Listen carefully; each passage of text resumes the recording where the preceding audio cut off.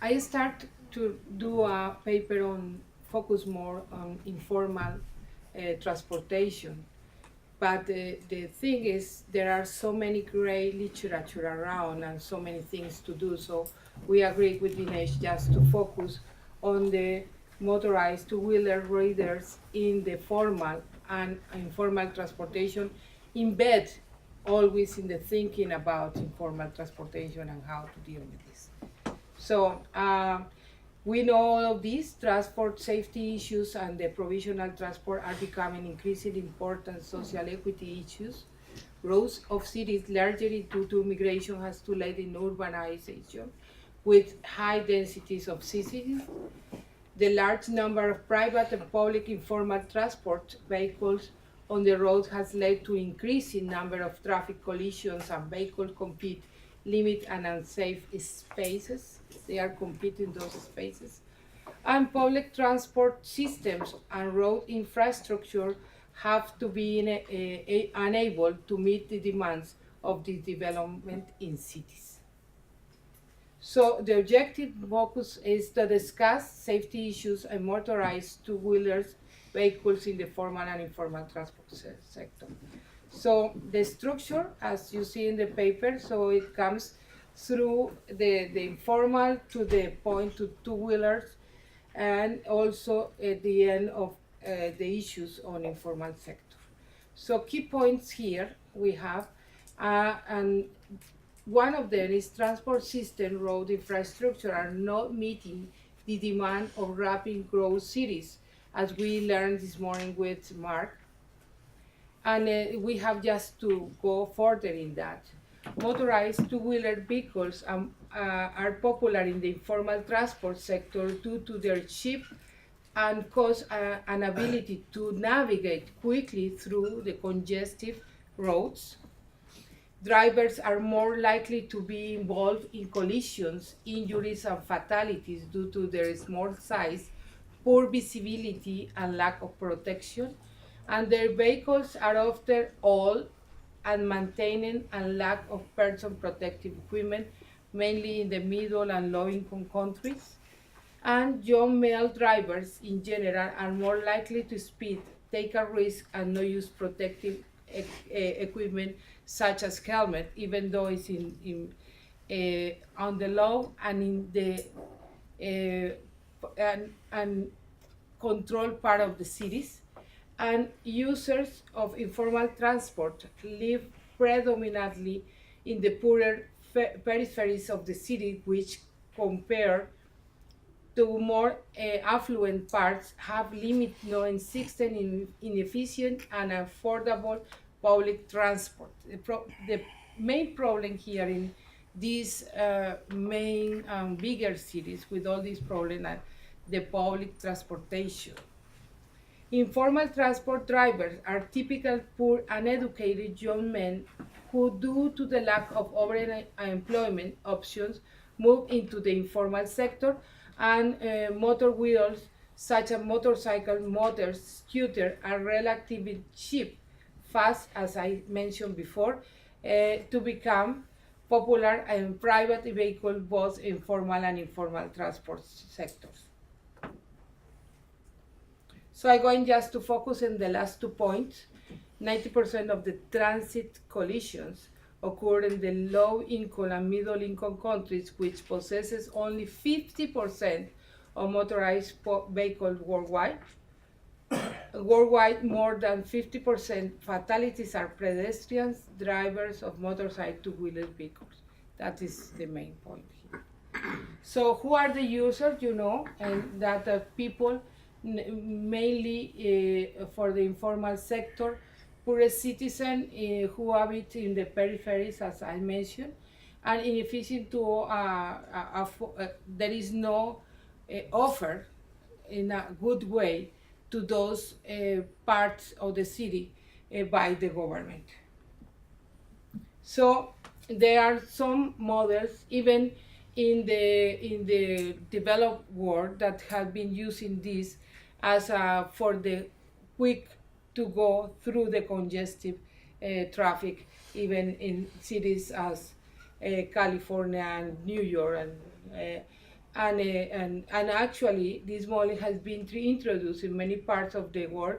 For example, the cab aggregator Uber that launched in Delhi, the Uber Moto.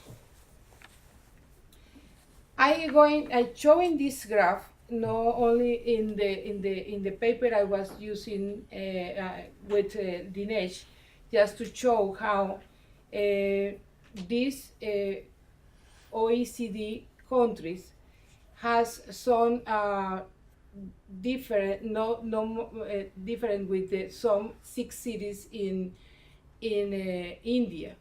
But as you see, so there are more fatalities in the percent of the fleet of the motorized two-wheelers.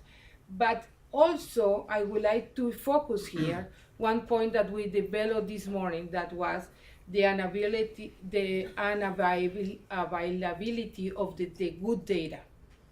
Here we are comparing two different years, but the thing is that to show one trend and one problem and see the difference between them. But what we have really is we don't have good data in a local level, just to go on and see and evaluate how this works because these are local problems. So one is the thing that I would like to emphasize in this part.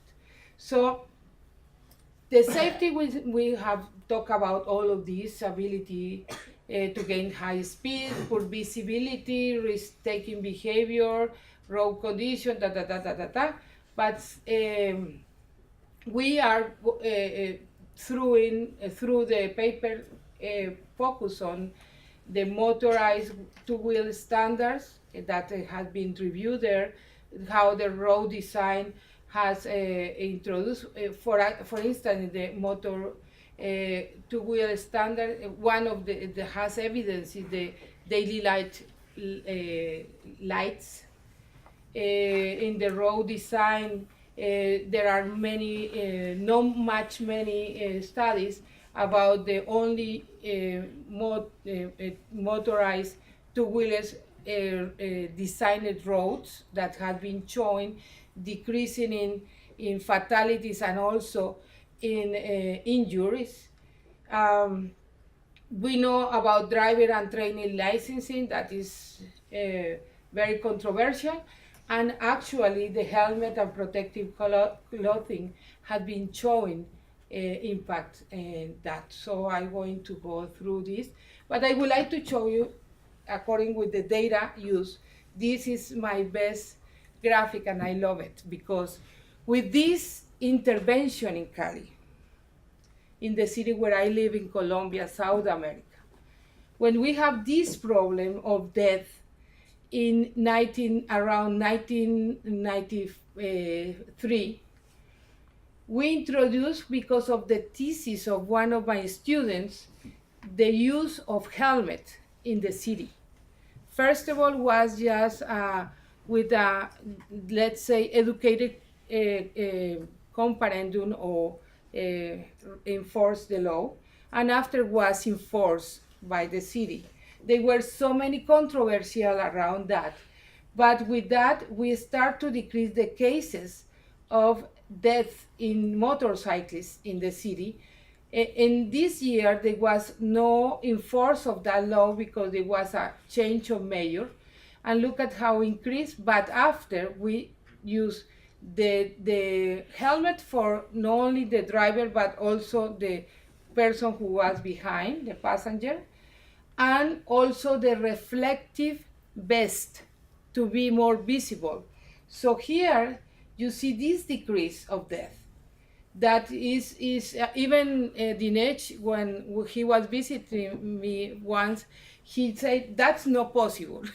And I said, it's possible. We have a system in the city that we surveillance in a weekly base all the external causes of death. And those are confronted by the main sources of information: police, the attorney's office, and also the legal or forensic medicine. So those are really, truly cases. So here this decreased because they were using all these protective things. Increases a little bit because one measure take away the reflective vest, and those deaths could be, put in his file because it was his decision. And after that has been decreasing, and we have that in as well. So this is not very fancy. This is something that can be used in a local level, and you can track all these things and evaluate it in a very systematic and periodical way how the different interventions can be in your town. So I going to escape all this and going to to go to the recommendation conclusion. So the provisions of transport is often recognized important social equity issue and affecting the poorest citizen and the poorest region of the world, as I show quickly, but is more developed in the paper. Informal transport drivers of motorized two-wheeler vehicles are typically poor, uneducated young men who, due to the lack of other employment options, move into the informal sector.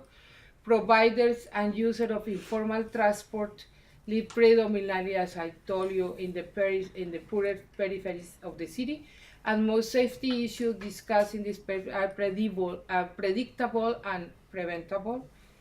And I think this is the best, this was from one of the mayors in Colombia. Finally, can access to a good and efficient public transportation be considered as a social equity issue?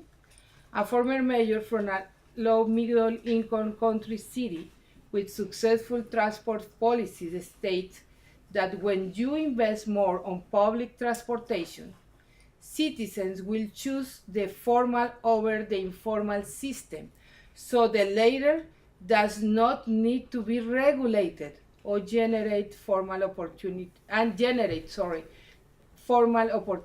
to work. So thank you very much.